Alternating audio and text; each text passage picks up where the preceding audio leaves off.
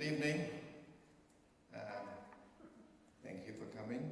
I'm Klaus Hartmann. I'm Chief Curator and Deputy Director for Academic Affairs at the Phillips Collection.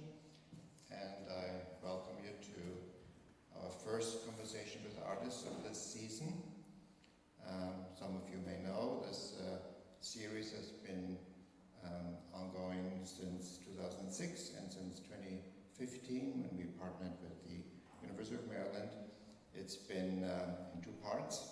We have the evening conversation, and then there's a second part, either virtual or in person, where the artist meets with students. So this, each year we kind of have a focus. This year the focus is on digital art, and we are very pleased to have with us one of the pioneers of digital art, also an alumni, is that the right word? Alumni of UMD. So Jonathan Monaghan works across a wide range of media, including print, sculpture, and of course computer animated video, to produce otherworldly objects and narratives. Drawing on a wide range of sources such as historical artworks and science fiction, his fantastical pieces uncover subconscious anxieties associated with technology and consumerism. Past exhibitions include the Sundance Film Festival, the Hermitage Museum in Saint Petersburg, Russia, the Palais de Tokyo in Paris, and he has been featured in several media outlets including the New York Times, Vogue, and the Washington Post. He is currently the chair of the art department at Catholic University. And his work is in numerous public and private collections, including Crystal Bridges Museum of American Art and the Washington D.C. Art Bank collection. He will be speaking tonight with Taras Matla, who I'm sure you all know, who is the Associate Director at the University of Maryland Art Gallery. At the Art Gallery, he oversees its day-to-day operations and a permanent collection of over 4,500 works of art. During Matla's tenure, the permanent collection has doubled in size. Prior to joining the University of Maryland Art Gallery, Matla worked in the Department of Prints and Drawings at the Los Angeles County Museum of Art, as well as in the Communications and Corporate Relations Department at the Paul Getty Trust. This conversation will be live streamed as well, so I welcome everyone out there. And I'm going to put my mask on so I can give the microphone back. Sorry.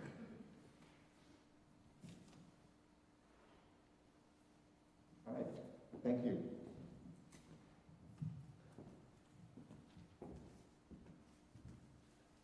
I'm just going to start. All right. Hello. Nice to meet you all. Thank you for coming.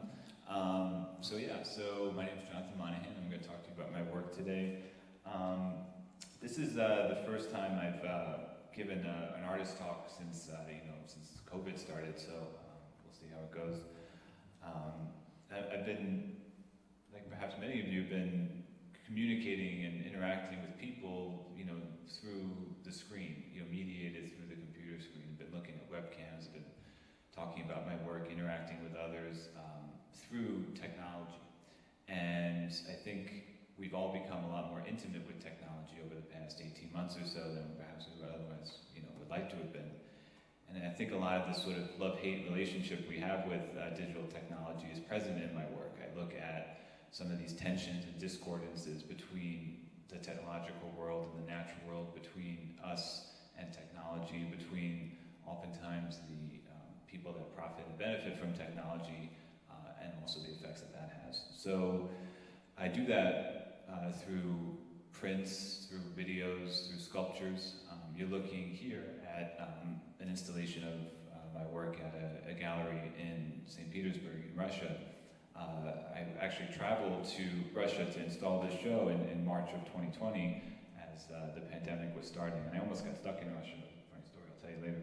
And so you're looking at a series of works called, speaking of webcams, there's some webcams in this piece. So you're looking at a series of work called Sentries, and these are large photographic prints that are adhered to the wall. They're printed on like an adhesive canvas. And to create this work and to create all my work, I use computer animation software. So I use like 3D modeling and animation software to produce these images and to produce these videos, which I'll show today as well. And so these works all originate in this virtual computer space. And when you look up close at these works, there's a lot of soft textures. It's like almost like you want to touch them, and they look like they're sort of have these three-dimensional forms. And this is, I think, also part of the frustration that we're all having when we live more and more in the digital world. There's something intangible about a life that's lived more and more through the digital age. And so sometimes a lot of my works engage in some of these sort of dualities and these issues. Also, my work often presents technology in a dualistic way as well, where on one hand you have these soft, colorful fabrics and these pop colors, and then at the same time the technology sometimes becomes rather intimidating and confrontational. So, for instance, this is an animation that's housed in a monitor that's then housed in a steel frame that I created, a sculptural steel frame. And so in a work like this, and you can see some details on it as well with it's a 3D printed gold element that's on the frame. And so oftentimes in works like this, technology is presented as something that's sort of organic and growing, and it's very seductive and slick, but also sort of weirds you out at the same time. I'm going to go through these works kind of quickly because we want to get into the conversation. The primary aspect of my artistic practice, though, are these large-scale video installations that I create. And these video installations are about 18 to 20 minutes long, and they're all created using computer animation. So the same software and techniques used to create like Pixar movies or other forms of commercial media, I use that software to construct my own narratives. And these narratives are often taken from historical mythologies or other stories that I reinterpret. So here we have the biblical story of the apocalypse, from the book of Revelations, the end of the world. I reinterpreted a lot of the symbols from that narrative in this piece that we'll take a look at. It's called Out of the Abyss. And so, for those of you who aren't familiar, you have things like the 4 horsemen of the apocalypse with the number 666. These are very secular symbols and imagery, and so all of these appear in my work. Oftentimes my work is influenced by historical artworks, and I'll reference historical artworks in the pieces I create. So for instance, the book of Revelations and the Apocalypse, these were depicted by artists for a long time. Okay. I'm sorry, Taras, can I put your mask back on? Yeah, sorry. Thank you. Sorry. We can only do one at a time. Got it. Appreciate it. And so these are some symbols and imagery that I'll reinterpret in my film, and so we'll take a look at this film here. So this is the primary aspect of my practice, and the sculptures and prints that you saw earlier sort of come from these spaces and these worlds that I create. And I like to think of these pieces as sort of like a dream. And in our dreams, our fears and our anxieties are often manifested as things that are familiar to us. And so I will look at and unpack a lot of the fears and anxieties we have about the future and about technology and about also our consumer culture. So here we see something like, oh sorry, I'll play it again here, sorry.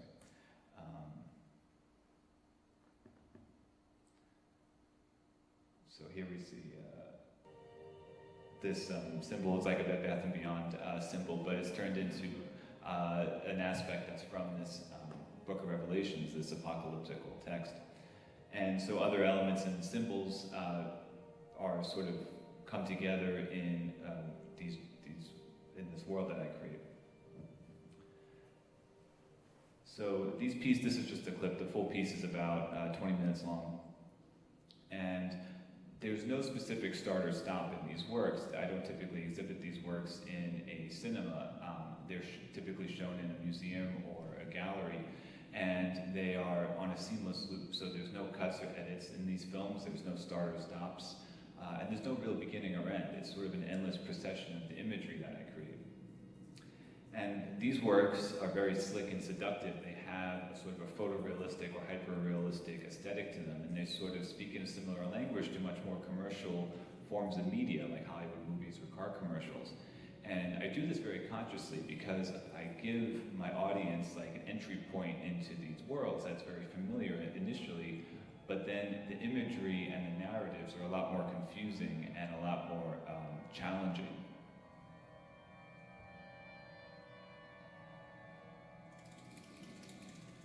So here we have the seven-eyed lamb, which is a symbol of the apocalypse. And the seven scrolls are reinterpreted as Amazon Kindle. He has a yoga mat too, and he has his eyes are security cameras. And so a lot of these, this technology is always presented in my work as sort of this like ominous power. So the work's humorous. It's meant to be funny, even though it's, I think, dealing with some serious issues. It deals with them always with a little dark sense of humor.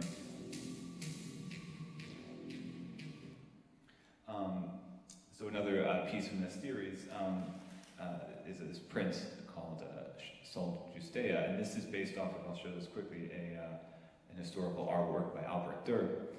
And this is actually Durr's image of justice. You know, we're familiar with our modern image of justice with holding the scales and blindfolded. Here, justice is depicted with these sort of like all-seeing eyes. And so I created this reinterpretation of that historical artwork, except the eyes here have are sort of 3D printed gold, and then there's like these LED lights that come through them.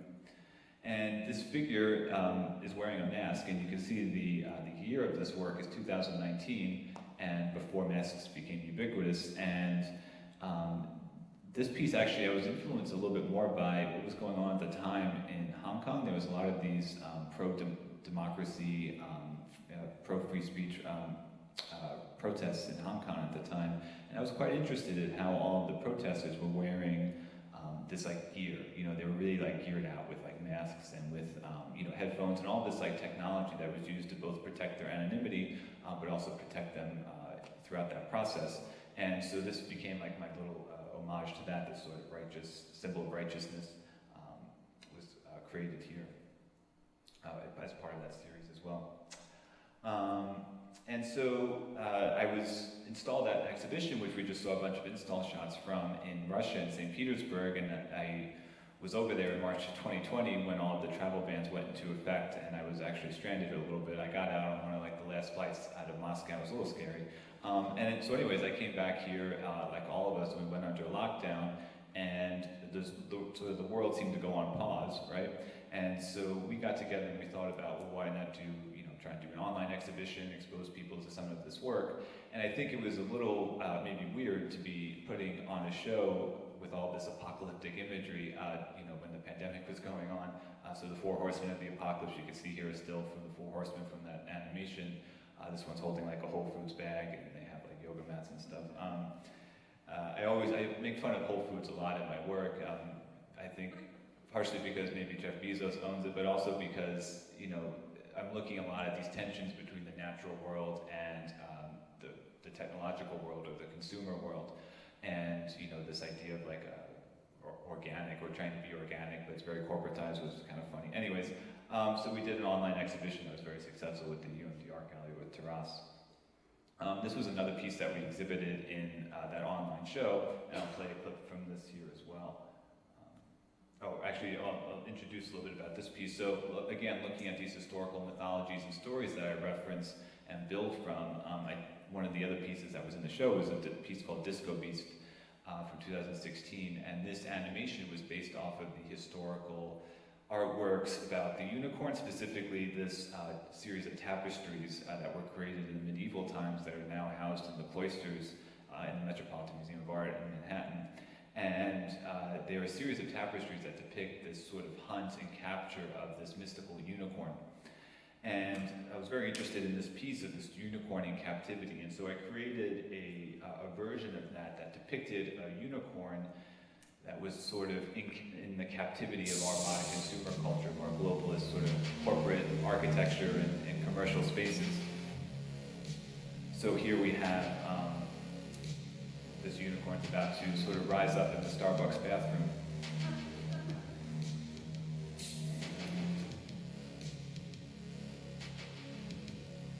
the other piece, this work has no real beginning or end, it's an endless loop. And this unicorn actually goes through the cycle that's depicted in the tapestries of this sort of death and rebirth and hunt and capture cycle. So here the unicorn is being reborn. So I create all these works by myself. So I use computer software and I just do it all on my own. It's a lot of work, and these pieces can take about a year to make. We're just seeing clips of them. This full piece is about 18 to 20 minutes long usually.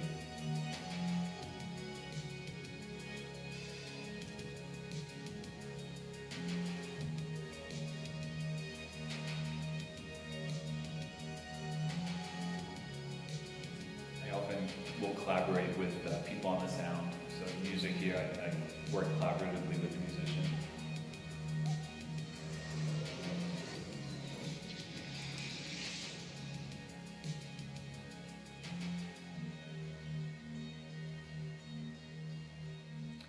And then the piece goes on, and the unicorn kind of goes through that cycle of being hunted and being reborn.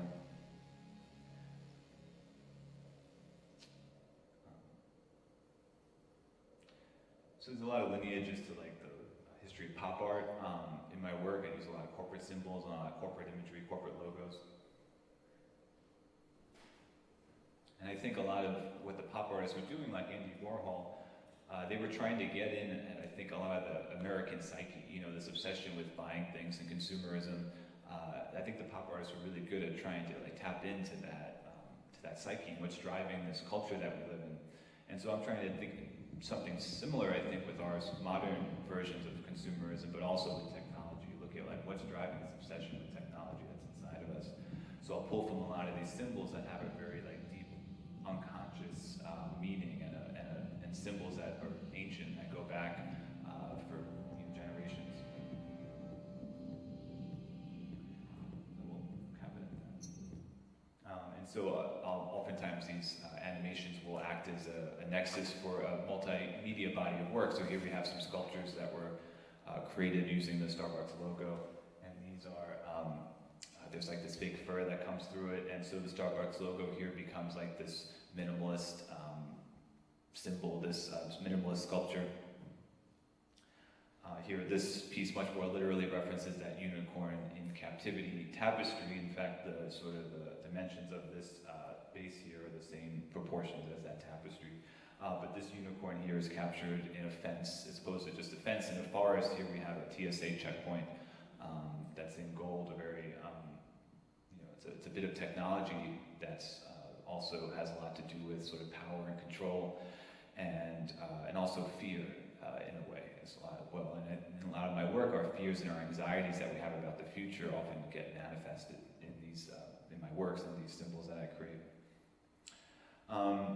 So I sell my work as an artist, so I sell the sculptures, and I sell the prints, because I need to eat, but also because it helps support my practice. And I also have been trying to sell the videos and digital art and moving image work and other ephemeral artworks that have of course been sold for many, since as long as they've been around, to museums and to collectors. And it's important not just for the artist to be able to support themselves, but it's also a way for a collector or an institution to preserve that work, give it, protect, not only preserve it like from a technical standpoint, but also preserve the context and the meanings behind the work and what the artist's intentions were. And so, for instance, I've sold work to museums. I have works in the Crystal Bridges Museum of American Art, a number of other collections like that. And when you have a sculpture, or you have a print or a painting or something, there's just one thing like that, right? You have one sculpture and that's it. That's the original artwork. But with digital stuff, it's always been a little tricky because when my digital artworks are essentially just a video file, and we do things like certificates of authenticity. There's a lot of things that have been done with this. Back in 2013, I began experimenting with using cryptocurrency and cryptocurrency blockchain to authenticate these digital files that I was creating. And the idea was that this was going to be a way to track the provenance and to create something that was like unique. So even though it was like a digital file that could be copied and repeated, only one person would sort of own this cryptographic hash that would serve as that unique asset or that unique object. And so that's what you see here, this sort of alphanumeric cryptographic hash over here. And this was back in 2013, and so at the time, a lot of people didn't really care about any of that. And I was like, talking to curators and other people, and me and some of the people that I was working with on this, we were at like a video art fair, and people were just like, "What are you talking about? Like get out of here, you nerds, And so I just kind of, I thought it was cool, and I worked with it, and I worked through it, and then since that time, other people have been developing this idea, and of course now they're called NFTs. And so this idea developed into what we call today as NFTs, or non-fungible tokens, which exist on the systems that cryptocurrency exists on, and they just exist as like a token. They're just a digital asset that can be traded, similar to how cryptocurrency can be traded. And so about a year ago, from right now, in September of 2020, several people reached out to me, all within a week, like separately, asking me to create NFTs. And I had to look up what an NFT was, and once I did, I'm like, oh, okay, that's kind of similar to this idea that I was doing, a few years ago. And I was like, okay, I'll work with you, maybe. One of them was a very respected curator, Lindsay Howard, and so I was like, okay, I'll do a piece for this, but I'm like I did this in the past, and nobody cared about this stuff, And so I created some pieces for like the Platform Foundation and a number of other of these NFT platforms. So I was creating digital artwork. I was creating short animations for these platforms. And initially, when I created these works, nobody cared, just like how I expected. And this was back, in October of 2020 or so. And so they sat there on these platforms, and I just kind of forgot about it. And then, like January, February of this year rolled around, and all of a sudden this thing just exploded. And the pieces I were making were selling right away. They were selling as soon as I made them. At one point, I had the Korean Broadcasting like in my apartment, like filming me, interviewing me, making NFTs. I was like on Korean news, and it was just like this explosion of activity and interest, and like everybody and their mother was talking about NFTs. Like literally, just people's mothers that I know were like emailing me, like, "Have you heard about NFTs?" I'm like, okay. And so it was a very interesting time, and I think because there was all this like potential energy that had just been stored up throughout the pandemic, not just in the visual arts, but also in the performing arts and in sports and fashion. There was just all this like energy that was just stored up, and it all just sort of exploded in the form of NFTs, in the form of these digital assets that people were trading and selling. There's a lot of promises of NFTs, and some of them have lived up to their promises. There's been a lot of artists that have achieved like great success through NFTs that probably otherwise wouldn't have achieved that success through other means, or to the traditional gallery sense or whatever. There was some of the most successful artists are like women and people of color, and it's been great to see these voices raised up through this process. There was also this interesting confluence in this field of NFTs between music and sports and fashion and visual arts, because oftentimes to create an NFT, it's helpful to have like some sort of visual asset where people can look at that and click on it or whatever. And so I collaborated with. I've done several projects, but one of the projects I did was I collaborated with a viral TikTok star named Nathan Evans, who also got quite famous through the pandemic. He was just a mailman in Scotland, but then he started singing these like sea shanties on TikTok. And as everybody was like locked up in the pandemic, and this became cool and became viral, and so I worked with him and his people, and we created these NFTs to celebrate his success and his sea shanties. And he became #1 on the charts. He became #1 on the UK music charts, and he's like sold out concerts now. And so this was part of a release on another NFT platform called Crypto.com, and the other artists that were also releasing stuff included like Snoop Dogg and like Boy George, and like this is probably the first and only time I'll ever be in a press release with Snoop Dogg, you know, with my name listed. But so anyways, so that's just kind of a brief history of what I've been up to for the, you know, during the pandemic, and now we're sort of opened up here, so this is an interesting time. But I guess it was just, you know, one of the lessons we could take away from 2021 just seems to be the year where like anything can happen. You should expect the unexpected, you know. But so I continue to make my work. So I have a new piece, Den of Wolves, and this was shown at Performs Gallery recently in New York. And I've been doing other works and stuff since then. So, anyways, that's a quick 15-minute rundown of my practice. So, I guess do we want to open this up now or what? I guess maybe I should put my mask on because we can only have one person. Actually, I'll just leave yours on. That's okay. Totally fine. Well, I mean, just your presentation is a very hard act to follow up. I mean, anytime you're mentioned in the same paragraph as Snoop Dogg, you're doing something right with your career. I want to backtrack a little bit. I know we ended on something that's very important. I think that a lot of people want to unpack and understand, but I want to kind of backtrack a little bit to your humble beginnings. While you were at UMD, obviously you're an alumnus. What specifically drove you to animation? Because it seems that you get a lot of exposure, you know, to traditional means of producing work, and people tend to take those paths. But you took something that's very different and has become quite successful. Can you explain a little bit about that? Well, I first began with the technology side of things, and I wanted to like make video games or like make like Pixar movies when I was in high school, and I taught myself a lot of the software. I actually worked on like some video game projects as a kid, and I started teaching myself 3D modeling and animation software just back on my own when I was in high school.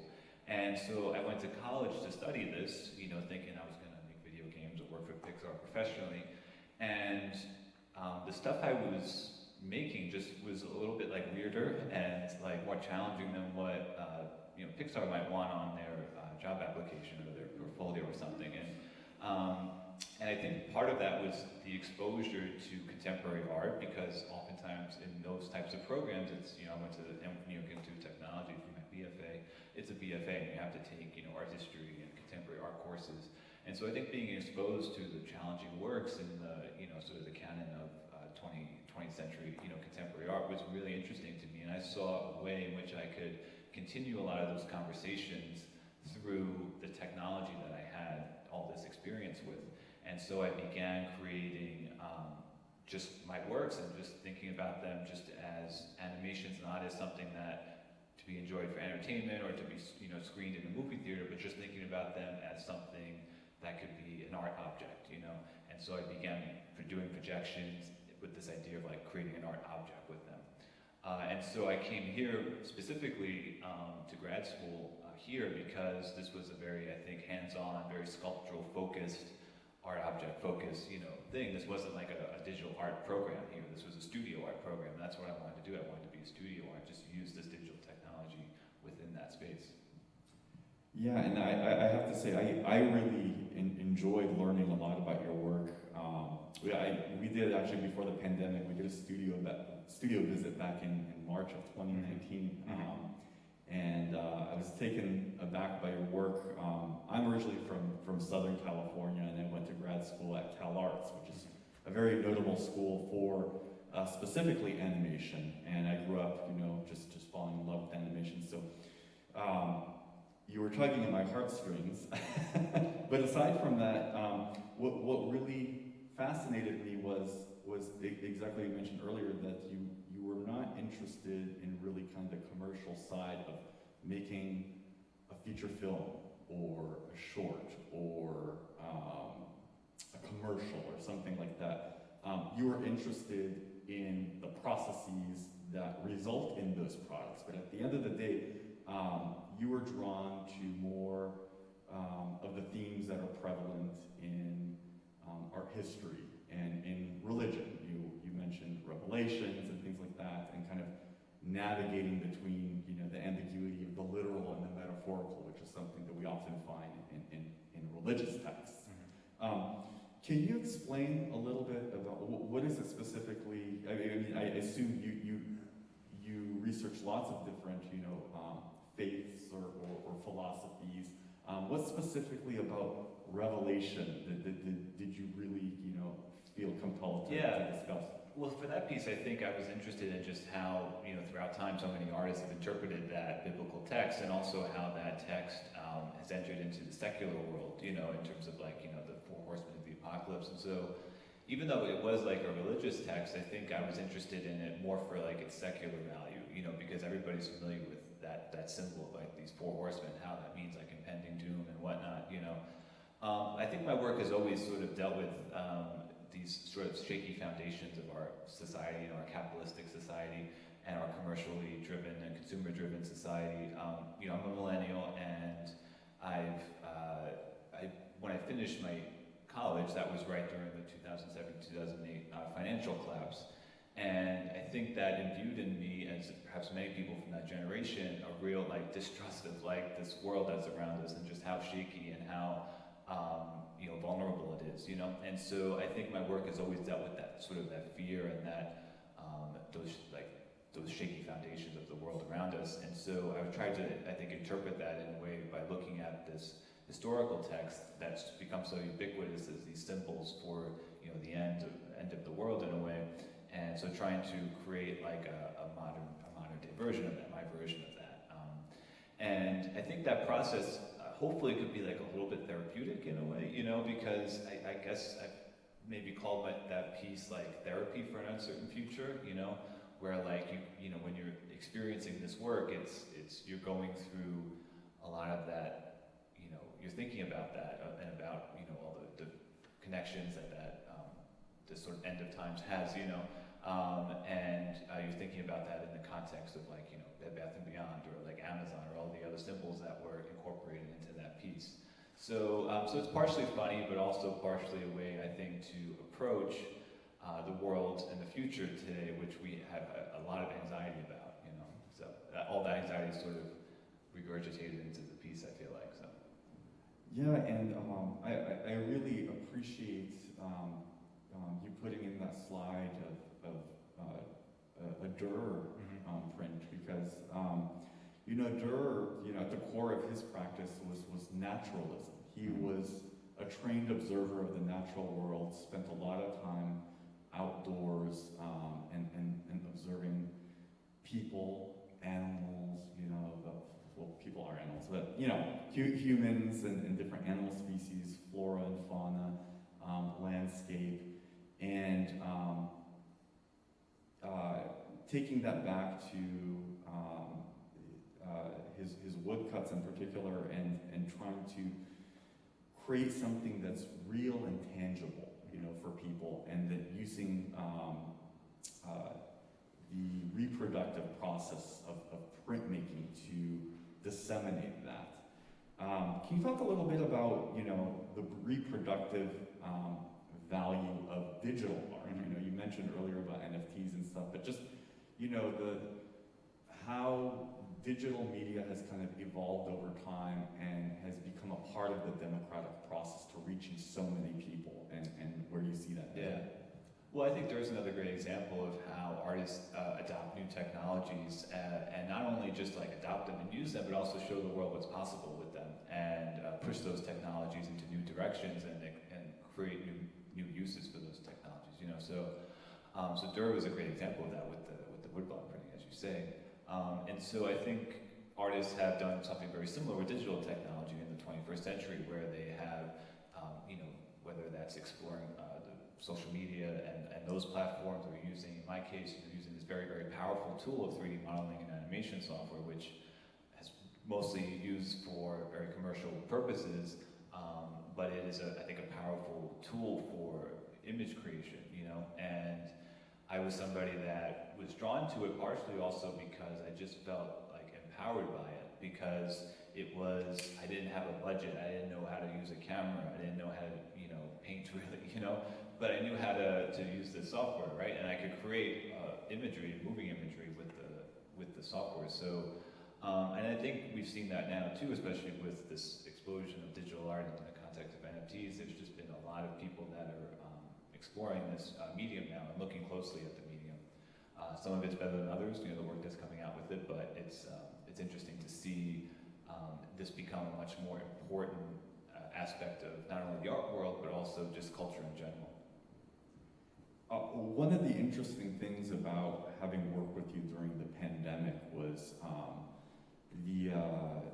the quick turnaround, you know, that we were able to conceive of and throw this exhibition of. And there's kind of an interesting irony to it because, you know, when you run a brick and mortar space, everything revolves around, you know, in the museum world anyway, is object-based scholarship is very important. And that just overnight evaporated with the beginning of the pandemic. And we were confronted with what many even corporations are confronted, which is how do you maintain and expand market share? That seems like the most ridiculous and cliche thing that a museum would ever want to say, or that would come out of a curator's mouth. But it's true, you know, like museums spend a lot of time trying to conceive of these exhibitions. Oftentimes they take years to come to fruition. And one of the pleasant surprises was that we knew it was a good, tight, solid exhibition, but on the backside, there's a way for us to kind of track visitorship, just like we track people coming in. And just this exhibition alone brought in something like 15,000 unique visitors, which just blows our mind because we get on average about, you know, anywhere from 10 to 12,000 physical visitors. So it really opened our mind to how to use this kind of medium. For you, can you tell us a little bit about pandemic life as a digital artist, and, you know, post, you know, the Pause Play exhibition? How did you continue to make work and exhibit and make a living?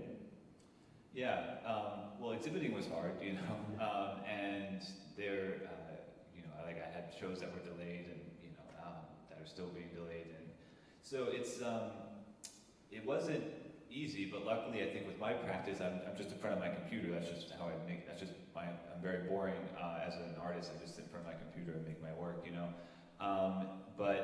So I was able to continue to do that. Like I finished this piece here, and I was able to create a lot of new work. And I think that whole NFT phenomenon was something that I think is very much connected to the pandemic, and also, I mean, lots of other things. But I think it was very much connected to that. So that was interesting to get thrown into that world. So yeah, it was like the pandemic was just like so boring, and there was like nothing going on. There was like not a whole lot of activity, and I had all this free time. And then NFTs started to blow up, and then I, you know, became super busy again. So it was an interesting experience to be a whole part of that. Not necessarily a good experience, but, you know, yeah. Can you give us a little bit of insight? Well, I think this is a good time, actually, you know, to segue into NFTs. I follow.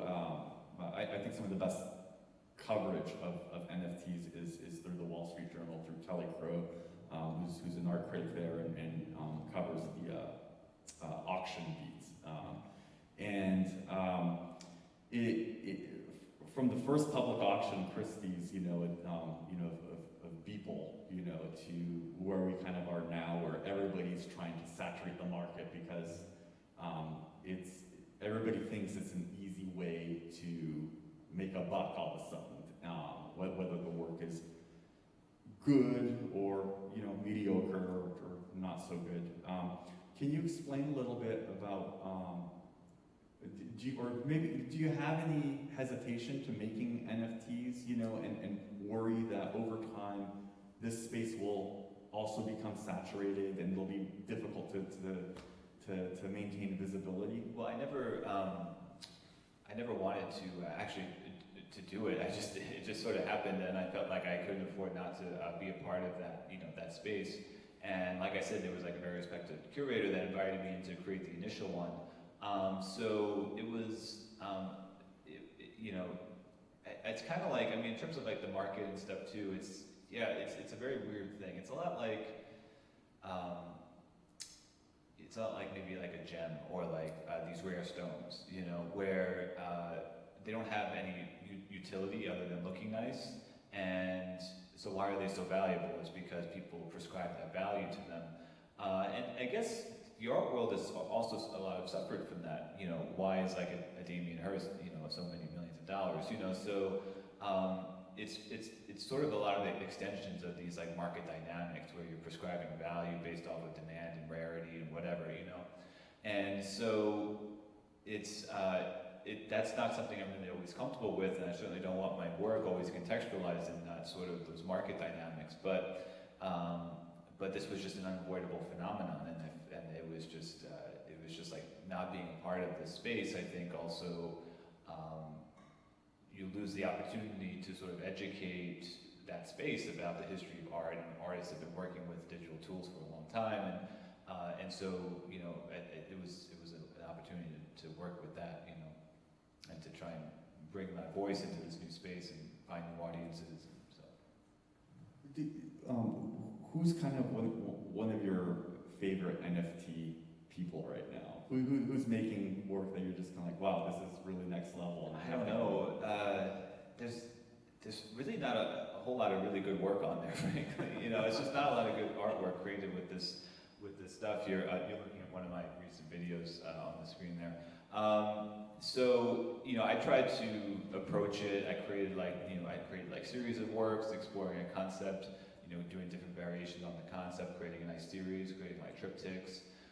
You know, so I tried to do it my own way, but there's been a lot of, I mean, almost everybody's a part of it. I don't know any digital artist or any artist that is remotely connected to working digitally has all made NFTs. You know, so it's just something like it's just like the new normal apparently. So. Do you envision that you know, if it continues at kind of the rate that it's going, that there may even have to be a degree in NFTs, or you know, surely there will be courses on the horizon? Yeah, I think so. I think there's definitely well, I don't know. It has potential, you know, and I think this idea of cryptocurrency and this idea of tokens on these decentralized blockchains, this idea I don't think is going away anytime soon, frankly, as much as we may want it to. I think that a lot of ways in which we authenticate assets or authenticate things, whether it's like a house deed or something like that, there's a lot of that's people are thinking about putting on to this idea. And for those of you that aren't familiar with it, the idea is that it is a decentralized process where you can authenticate and trade these digital assets.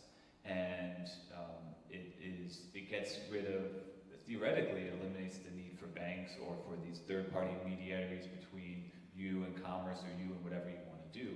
And so a lot of people are saying that this can sort of, it's like a new internet in a way. This is like a Web 3.0 or something where we don't need all of these large corporations or these large intermediaries to conduct commerce and to do business or make art or to sell art and things like that. So that's the promise that this space has, and in some ways I think it's possible to achieve a lot of that, and in a lot of ways that could be good because it you know, sort of evens the playing field in different ways. So.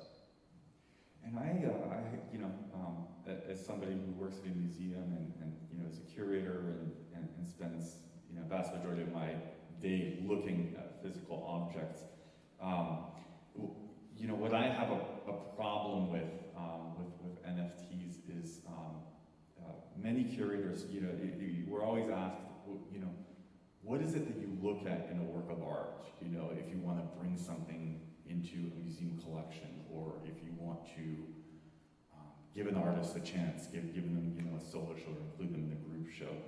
And, you know, a lot of times for me, from where I sit, it's about being able to look beyond the work and to identify its eternal qualities. That a work that's created today will have the same amount of staying power, 5 years from now, 25 years from now, 100 years from now. Some of that equation is definitely artificial, but a lot of it, you go back to antiquity. Many of those objects are just incredible, that they were forged with one's hands. And to me, it just seems that NFTs are great, and you're going to have like a real blue chip upper echelon, and then the rest is going to be almost like I don't know, eBay or Etsy, something like that. I don't know. Well, I'm just surprised by this whole thing. I mean, this caught me off guard. It caught, I think, a lot of people off guard in terms of, we've been digital artists, for so long, and we've been selling digital artwork for so long, and then all of a sudden this phenomenon came up. It caught a lot of us off guard, and we're still trying to figure it out and navigate that space. So I think a lot remains to be seen. There's a lot of hype, but just like any hype curve, I mean, sure, it goes high and then it goes down, but then it sort of steadily increases. So I don't think they're going away, and I don't think this way of,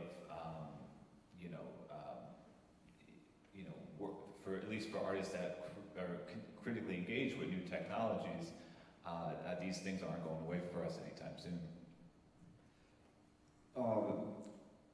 Somebody told me earlier, they wanted me to ask you, where is your crystal ball? And the reason for that is your work is really so ahead of the curve when it comes to current affairs, from, using, masks to this type of fetishized high consumer culture that was done very tongue-in-cheek in your videos early on pre-pandemic. And then our reliance on institutions like, Whole Foods and Amazon and things like that. Yeah, and here too is still from Den of Wolves. Den of Wolves, exactly, with the Capitol building. This was done before January 6th, yeah. It's a very ominous depiction of the Capitol building here, and so of course it's been sort of occupied by an Apple store and a Whole Foods in this case, but anyways, it's I don't know where the crystal ball is, but I think that artists have always just looked at the world around them and our society with a perspective that allows for just really rigid inquiry into the world around us, and we don't really just passively accept the world around us. I think we're always questioning things, and we're always wondering why is this the way it is? And I think that's just perhaps why artists always seem to be ahead of the curve and a few years ahead of everybody else, in terms of their understanding of the world around them. In one of my previous jobs, I interacted a lot with artist Robert Irwin, and he once told me that artists are of the time and everybody else is 15 years behind. And definitely looking at your work and the work of other, very, very avant-garde practitioners, that's definitely the case. I'm mindfully looking at the time now, and we're nearing 7:30, and so I wanted to definitely see now if we're able to open it up to anybody who has a question. I know we have some microphones on either side of the stage, so if you have a question, please feel free to get up and have your voice heard. Jonathan's here. I'm here.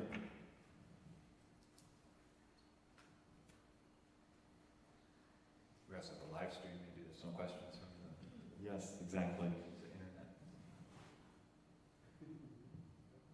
Could I just speak loud? I guess so. I'm okay with it. Yeah. Okay. We'll repeat your question. So, Yeah, there you go. Do you ever compose your own music for these videos? Jonathan. Oh, I'm sorry. Go ahead. No, I just know that sometimes you said you also partner with people, so I was just wondering as well. Mm-hmm. So the question was, does Jonathan compose his own music, or does he also work with other people? Yeah, usually I work with other musicians. I'll do a lot of sound mixing and sound effects myself, but I have no musical talent whatsoever. So so I always rely on the experts for that kind of stuff. Yeah. I was very big into 80s music growing up, and especially Gary Newman, and it has a kind of Gary Newman vibe. I got to stay me a little bit, but I love Gary Newman. all right, great. Those Gary Newman fans. He's coming, I think, to DC very soon, so you'll see me there. Hi, thanks for coming. I have a studio visit with you tomorrow. Oh, great. I'm curious about your when your work that you make. It's like hyper perfect. It's like this. I heard the term neumorphism recently, where it's like it's striving towards a perfection that doesn't exist, or this.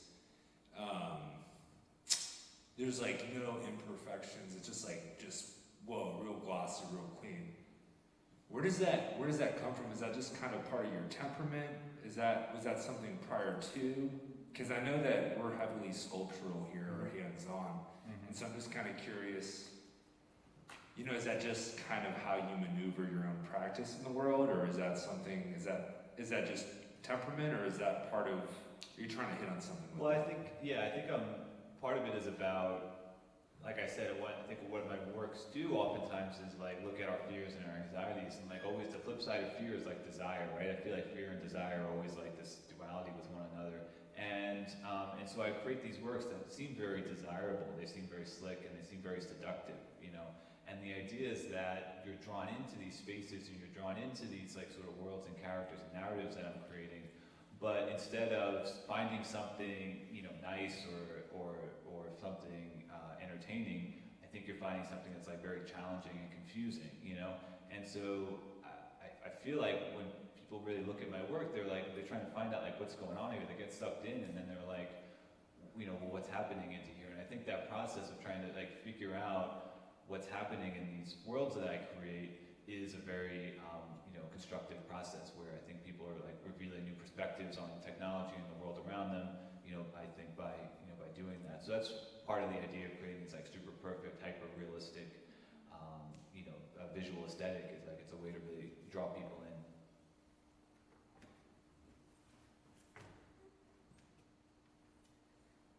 Building on top of that, I was wondering if the reason why, so it seems like you have like animals in your work and kind of base the animals off of a more realistic kind of animal. Even the wolves or the dogs kind of have a basis in more reality in their anatomy. But otherwise the scenes that you have are very empty, very artificial, and the human figures that you have don't have any real sense of humanity to them. Like they're all wearing masks, they have clothes kind of covering their body, or it looks like the parts that would be their skin are made of artificial materials. I'm wondering what you're trying to say with that, if it's kind of a similar, like, I don't know, it reads to me as like a dehumanization through our consumerist culture. Yeah, I think it touches on, this idea, especially since the pandemic too, about just how technology can be very dehumanizing. And although, yes, we have connections and we could, talk to one another through this sort of mediation with the screen and with webcams, it could be a very dehumanizing thing, technology, and so my worlds are devoid of the human presence, and they are sort of these perfect, like idealized or like platonic versions of like, a Whole Foods or an Apple store or a Starbucks.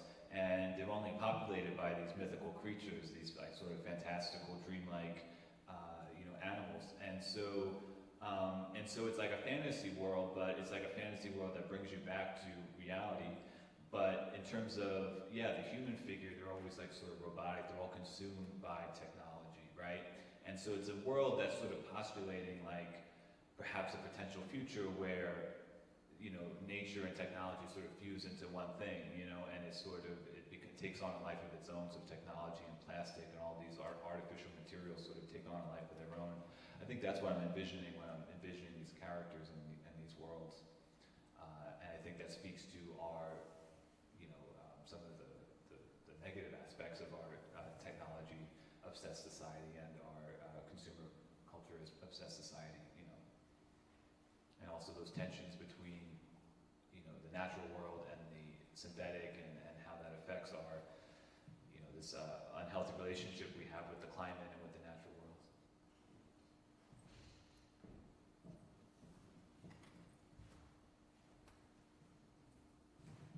Is this mic on? Okay. I remember observing some of your work a little before you showed up, and one of my two professors is actually here with me. And I noticed some elements of like some Fabergé eggs and also some elements of architecture. That's actually the first question I want to ask you, and that is what actually influenced you on that? And number two, were there any influences on other artists besides Albert Dürer? You know, because of the wild animals, because I noticed it reminds me of Peter Paul Rubens, who was mostly famous in having animals in all of his works. So I was wondering if there are any other influences from, you know, artists from a particular culture or whatever. Well, yeah, so it's a great point that you bring up the Fabergé egg. One of the things that you see a lot in my work is like Baroque architecture, Baroque ornamentation, and I'm very influenced by, you know, the Baroque aesthetics. And I do that partially because I feel like in a way our society with digital technology today is very decadent like that Baroque times. And partially I think that's also a warning because that decadence led to sort of the decline and the downfall of those societies. And so I think I'm making a connection there. But I did work with the Fabergé egg as a point of reference as well, and I actually got to exhibit some of those prints. I did this series of prints called After Fabergé, and I did an exhibition at the Walters Art Museum in Baltimore where I exhibited those prints alongside original Fabergé eggs. So I created these sort of like futuristic sci-fi versions of the Fabergé egg that were composed of like, you know, bits of consumer technology and fabrics and furniture and corporate logos and symbols. So that was an interesting project for sure. But yeah, in terms of other influences, I mean, I think I'm just like a lot of artists. I mean, I look at a lot of different artists, contemporary artists, historical artists for my influence. So yeah, sure. Yeah, I mean, I get a lot of my ideas in like an art museum usually. So.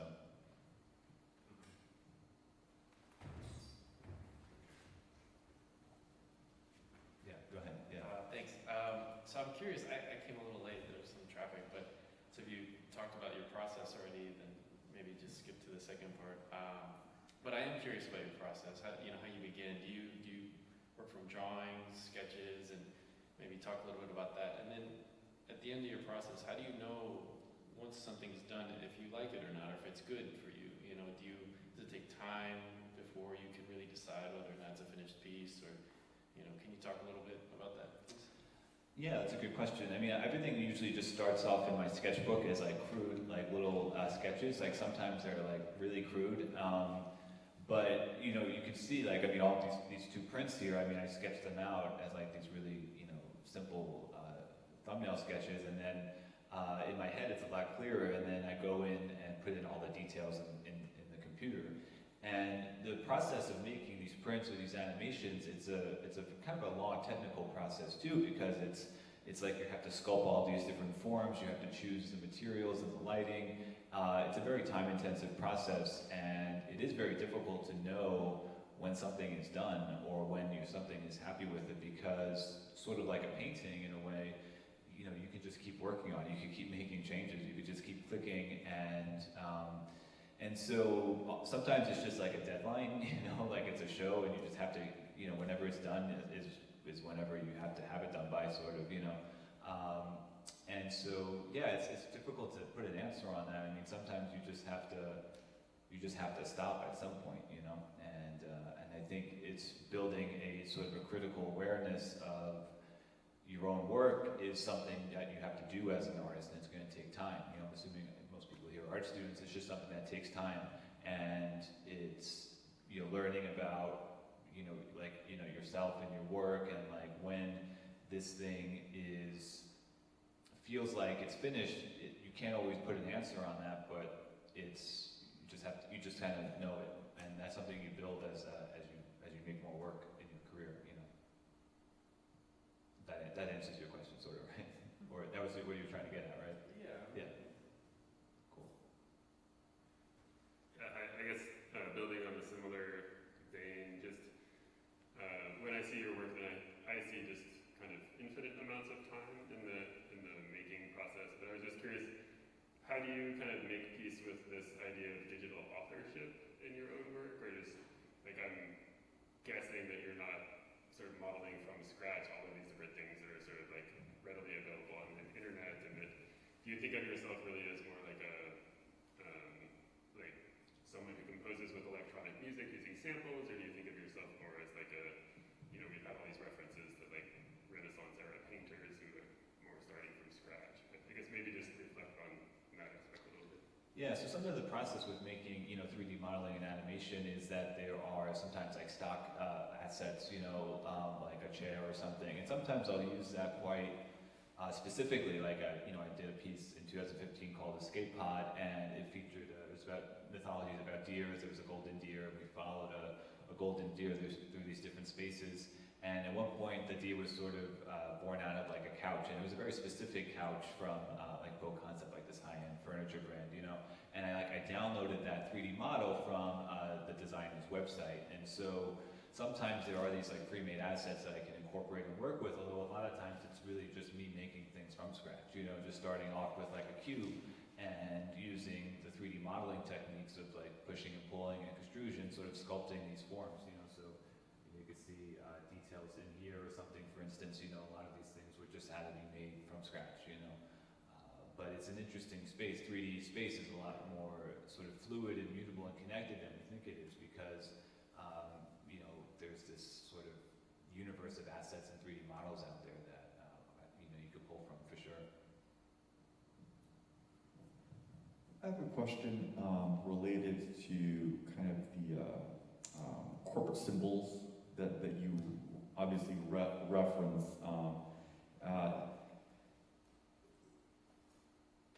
Why did you choose to not just say Whole Foods? It's clear, obviously, that it's there, and there's a long-standing tradition, in collage or assemblage or whatever, that no one's trying to kind of change, Budweiser or whatever to something different. Just leave it. It's a part of the material if it's a found object and stuff. And so, obviously it was a conscious choice, but what was it about altering the actual name of these corporate brands like Whole Foods and Bed Bath & Beyond to Organic Market and Alpha and Omega? Well, it's funny because you recognize them anyway, right? Yes. And so that's the thing, is like a lot of this corporate symbolism is so ubiquitous and so like ingrained in like your mind that you're able to just recognize a Starbucks symbol or a Amazon logo just by the font or something, right? And the colors. So partially, I guess I don't need to say it outright, literally, and sometimes changing it it's sort of like in a dream too, where in your dream, like you know what the thing is, but even though it's not the thing, so I'm trying to go for that feeling, I think, a little bit in these works, but at the same time, I'm also a little scared they might sue me, so it's like changing it, and also, I mean, obviously, there's a long history of artists like Andy Warhol that incorporate corporate logos into their work, but I'm also sometimes worried too, like maybe a museum is going to be less likely to show it or something because they're just, I don't know, worried about it. So that's partially it as well. But also, I just you don't need to have the logo in there, I think, to have the meaning come across. So. Hi, thanks. How do you navigate sort of critiquing like the corporatization of the organic and then using something like NFTs or blockchain when they're so bad for the environment? Yeah, well, I think there was a lot of concerns about the blockchain and the environment, because for some of it, especially like the Bitcoin cryptocurrency, that relies on people mining the cryptocurrency, which requires a lot of resources, environmental, electricity, and so all of the NFTs are usually minted on the Ethereum blockchain, which has recently gone away from the mining aspect. So now these things are authenticated by different means. It's a difference between what's called a proof of stake and proof of work. And so recently the Ethereum blockchain, which is what a lot of NFTs are minted on, is now a much more, it uses far less electricity, like 99% less electricity in order to sort of keep that system up and going. I've also explored other minting with other cryptocurrencies, like Tezos, for instance, which is a also a much greener cryptocurrency. So, but I think at the same time, you know, it's there is perhaps a lot of this promise of like decentralization and taking power away from these centralized large institutions through this phenomenon of like decentralization and cryptocurrency and stuff. So I think there's definitely some benefits, some hope there as well, but it still has a long way to go in terms of addressing a lot of these issues for sure. You know, it's interesting because it almost seems like there's a cycle of, you know, the artist will develop something and then the corporation will co-opt it, you know, and you know, this vicious cycle repeats itself again and again. Do you worry that you know, they'll look at work like this, like corporations will look at NFTs or work like this and somehow find a way to muddy the waters and they already have, yeah. I mean, Macy's, I was talking about Macy's last week, they wanted me to make NFTs for the Macy's Day Parade or something, you know. And so it's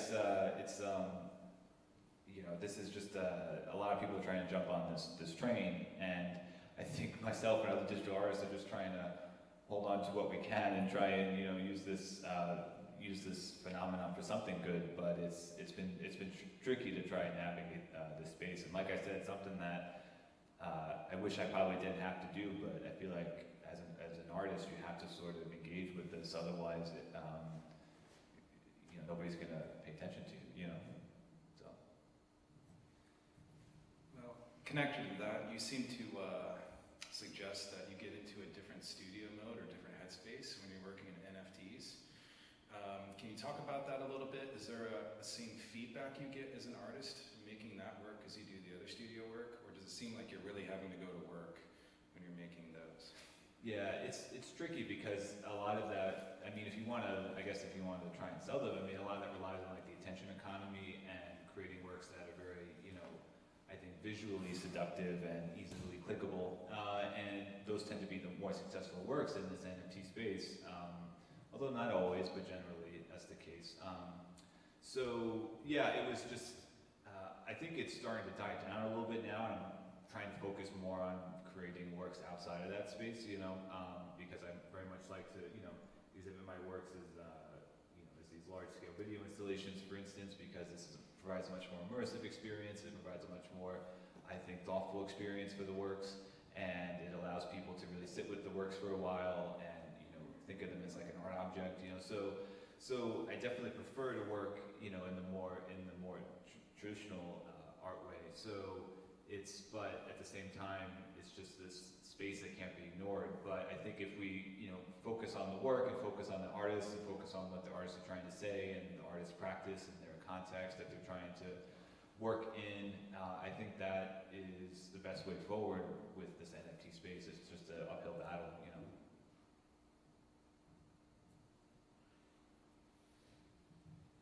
Any other questions? Well, thanks. If not, well, thank you so much to everybody who came here in person, our in-person audience, as well as those who are watching the live stream. It's been a real pleasure, Jonathan, to speak with you and learn more about your work. So thank you, everybody, for coming, and have a wonderful evening.